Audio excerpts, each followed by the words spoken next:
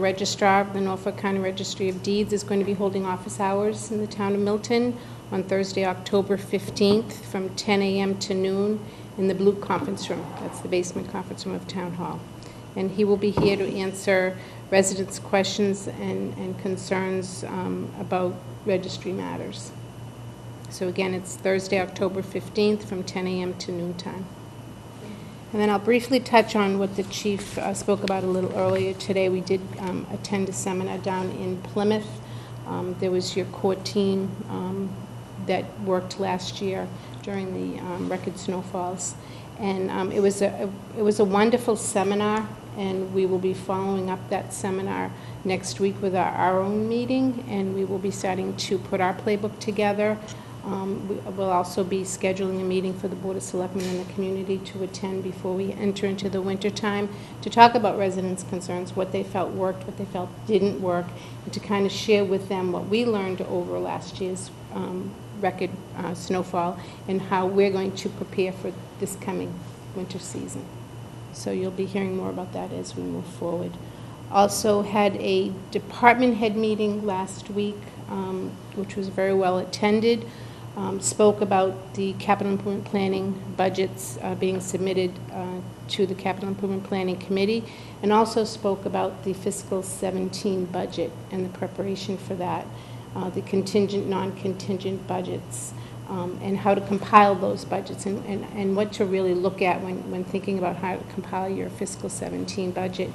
And I did ask this year, I know that we have a bylaw that says the budgets are due by December 1st, preliminary budgets, and then final budgets by January 31st, and the budgets under the Board of Selectmen's jurisdiction are due to you by November 1st because you have to approve them in order to get to the warrant committee by December 1st. I did ask if the department heads would work cooperatively with me this year and have their budgets, if at all possible, in by October 1st, so that we could start to compile the spreadsheet, which will give us the roadmap and the strategic plan for going forward this year on the contingent, non-contingent. Great. So you'll be hearing more on that as we move forward. Good. Okay, while we're waiting on the chair's report, I just wanted to, Katie gave me this little thing on, we are having a half marathon in Milton. It's called Run Milton 2015, and it's one of the major fundraisers for the council. And it really started a year ago, so this is the second running of this half marathon. And Run Milton's appropriate because you realize how small Milton is when you run 13 miles of it. And you kind of almost run out of Milton. But it's on Sunday, October 4th at 8 a.m. It starts at Milton Town Hall.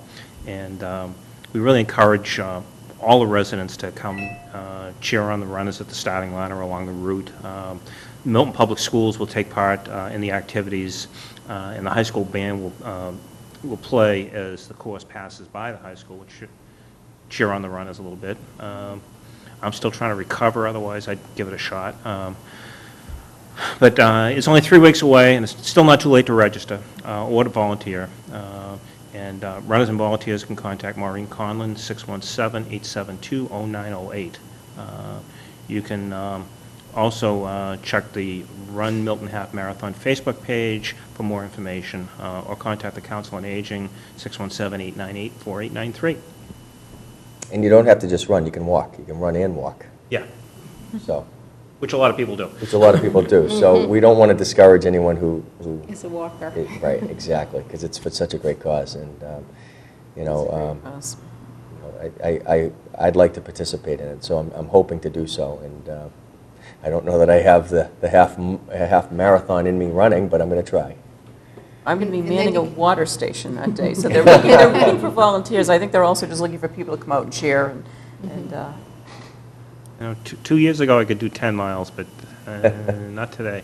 And you can follow up the half marathon with the Celebrate Milton event on the same day, October 4th. That's right, that afternoon. That's right. Yes, so it's a full day. A lot of good stuff happening in town. Yes. Okay. Member reports?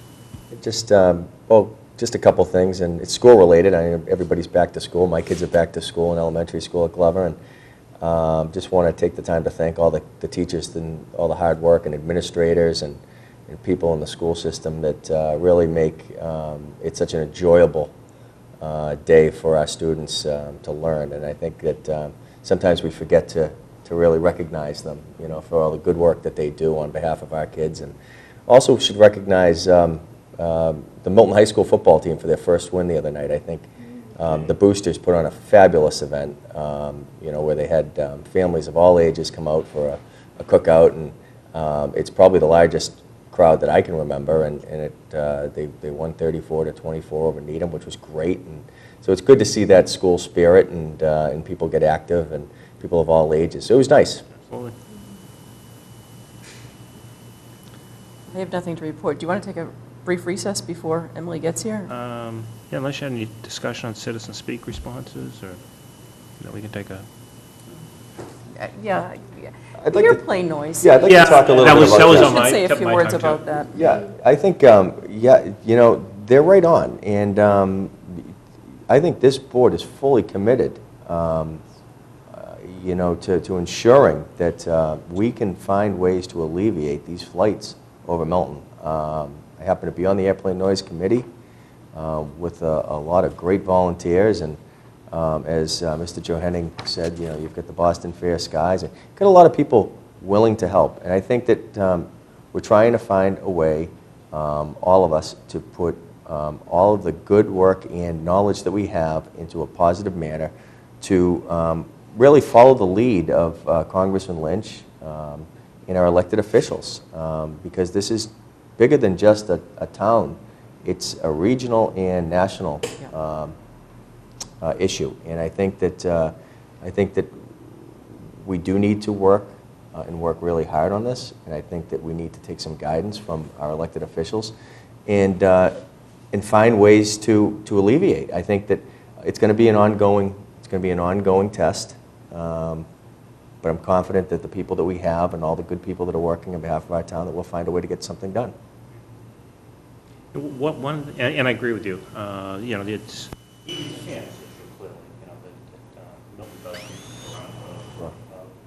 in terms of the South Shore, clearly when you get into South Boston, and they even get more noise. But in terms of people this far out, we do take quite a bit of the noise.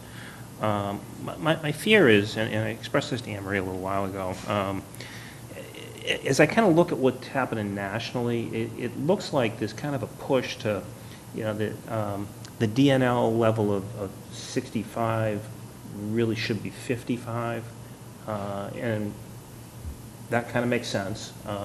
And that's what it appears that the National Fair Skies is pushing for, that should be the metric at 55, not 65. But then I looked at, because if you go on their website, they've got a map of every airport, every major airport in the country, and you can click onto that map, and then you can drag your cursor around, and it gives you, it's a 2013 map, so it's not current, but it will give you the DNS throughout the year. So if you hover over Milton, there's virtually, at least in that map, if I'm reading it correctly, there's nothing over 55, or very, very few, for the most part. And there's many things that don't even register on that map. Now, first of all, I guess I'd like to see somebody update that and find out, where are we now as opposed to 2013? Has it changed? But if it hasn't, we're fighting a very difficult battle, because nationally, I think that's probably where it's going to go, is let's try and get as many people at 55. And if we're already at 55, we're not going to see any relief nationally. Well, we're seeing a constant Right, and granted, pattern of planes over Problem this. is That's that the problem. All you It's have a to do- four-lane highway that's going That's over right. the And town, all and you have to do- that's the big issue and that all of us are that's the concerned fairness about. issue, Yes. that it should be. Right, and it's not impacting some of our other surrounding communities. It is impacting us. And all you have to do is drive down 93 at night, going southbound, and look at all the white lights coming right across. So they're one right after another. Right. It has been. I've noticed it as well on the weekends. Last couple of weekends, it has been very bad. We should bring out, We have taken some actions here. We've just filed, we filed a very, we call it a tough letter, a comment letter, response to the FAA on June 30th, and a lot of work went into that. We have not yet heard from the FAA. I know Anne Marie's been following up the town council and is checking in on that. We have asked town council to look at some additional steps for us that we'll be talking about at a future date. So I think we're very much working to do what we can. We have to keep in mind, we're dealing with a large federal agency, and we're one of many communities. So working with other communities and pushing it as much as we can is what we need to continue doing. And there is some federal legislative support, quite a sizable list of congressmen that have signed on. I forget what the name of their grassroots. I forget the name of it as well, but yeah, you're right. But I think that all of us have received a lot of mail, and we've had a lot of conversations with residents, and I mean, I personally want to let them know, and I know I speak for both of you, that we are very concerned, and we're very sensitive to the impact that some people get more than others, and we want to make sure, and we'll continually, like we filed that letter, be on top of this to ensure that we are going to try and alleviate some of these flight paths from Milton, and hopefully, in fairness, move them off to some other places. Yeah. And that, the DNL thing is an average too, so you would think if there is more traffic now over Milton, then that average DNL would rise, if that was 2013, maybe it was 55, maybe we're over 55 in many more sections. I don't know, but yeah. We do have 2 CAC reps. We have a committee that does actually have a little bit of overlap with the grassroots group. Not completely, but there are a few members that serve on both. So I think we echo everything that we heard tonight at Citizen Speak by the commenters, that it's a problem, that it's something we're continuing to work on. right. It's just a monumental task. It is. No easy answer. No, unfortunately. Requires some real perseverance. Okay, I see Emily has joined us, so come on up. We've been waiting for you patiently. I'm so sorry. That's okay. I had a client meeting and had to be with the clients, but I appreciate your waiting, and I hope I haven't kept you all too long. So I did want to report. This is early for us. It is, yeah. It is, but I'm looking at your agenda. It's relatively short today. It is, I don't know why. But I did not want to be the one that kept you here. So I wanted to update you in person as to the status of the zoning articles for town meeting. And first of all, thank you all, both on behalf of the planning board and personally, for working with us on this process. As you know, it's been a new process for us to deal with zoning proactively. It really was, in many ways, an experiment over the summer to see how we could do this. And you have been fantastic in being flexible and working with us, so thank you very much.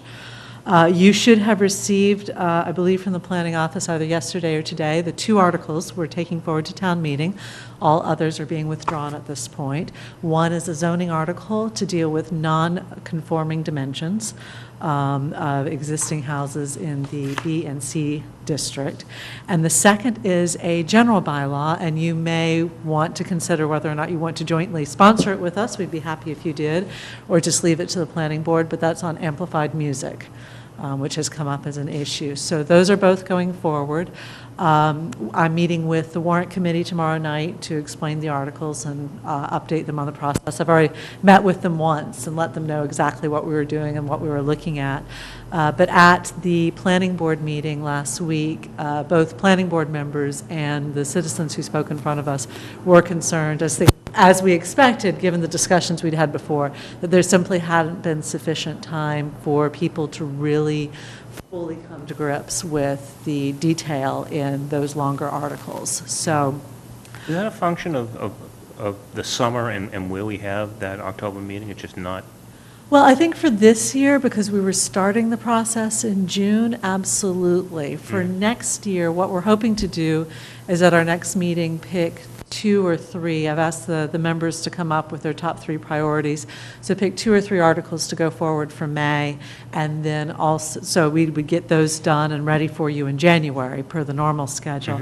And then also pick a few articles to start now October. for next October. So I think we can be on a cycle now where we, and that had been our intent last year, but the snow and a few too many things on the planning board's agenda really didn't help. But the members definitely expressed an interest of setting time aside at each meeting to look at the zoning articles going forward. So we'll be setting up the process for doing that at our next meeting. And going on from there. And I hope to be able to report to you what those will be. But we would expect some sort of public participation between now and January, and then additional public participation both as we approach May, so that people understand what the articles are and can give us their comments, and also as we approach the deadline for next October. So it has been quite a learning experience. Yeah, it was good to undertake this effort, I think, by the planning board, because think it so, was too. new. It was the first time, nothing ventured, nothing gained, and Yeah. you had at least vetted a lot of issues for these 7 or 8 other articles that we should get a jump start for the next couple of town meetings, that Yeah. the process has started, people know what's on the agenda, people know what some of the issues are, and that's only going to help going forward. So I'm glad you went through this process It's going to certainly help. and the made these process, changes, yeah. yeah. So do we feel the other ones are going to be ready for prime time either in, For January, you mean? yeah, I'll know better once I get a sense of the board's priorities as far as shaking out which ones go forward for January and which ones go forward for October. I think we're all having a look at them and saying, okay, what can be tweaked now between now and January with some additional participation, and what needs significantly more work. I know, for example, the condo articles won't go for January because we had already pulled those off, but may well go for next October. But I think one of the things we definitely learned is, although it was great to get a lot of these issues out and aired and have people start thinking about them, you can definitely do too much at once. And especially with the length and complexity of some of these articles, probably focusing on 2, maybe 3 per town meeting rather than, 4, 5, or 6 would make a lot of sense. I think, I had been a little bit disappointed with the response we'd had at our final public forum, and actually one of the citizen commentators mentioned that as well. I had hoped for a little bit more in-depth conversation, but I think there was just so much to go through that people really weren't able to be prepared for that sort of meeting. Whereas if we had 2 articles or maybe 3 articles, I think we could have a reasonable expectation that people could have read them and have some significant comments at a public forum. But how we do that and how we do we do some sort of one-pager for each of the articles before a public meeting? I think that's something that we still need to determine. But certainly in terms of outreach to the public, still working on that, and then how we define the issues and how we define so that people aren't having to wade through all the legalese in order to be able to comment at a public meeting. We're definitely still working on those. But it was nice to shake out some of those issues and say, okay, this is where we need to make some improvements as we go forward. They were also big, meaty topics. They weren't, They are, yeah. they weren't little technical corrections to a zoning bylaw. There was going to be an easy discussion at town meeting. They were No, it's big new- it's new topics. zoning, of yeah. Yeah. Really substantive issues. So I think it showed a lot of leadership on the planning board's part to start the process, see what works, what doesn't, and Yeah. keep it going. So congratulations on the process. Thank you. I'll pass that back to the other members. So let's get our they- sign by law, please. We talked about that earlier tonight. Yeah, yes, I'm sure you did. So, yeah, I mean, I'll be putting that forward, obviously, as one of my priorities. I'll have to see what the other members come up with as well. But, all of the planning board members and the planning staff put in a ton of work on this process, and I just want to recognize their efforts on that.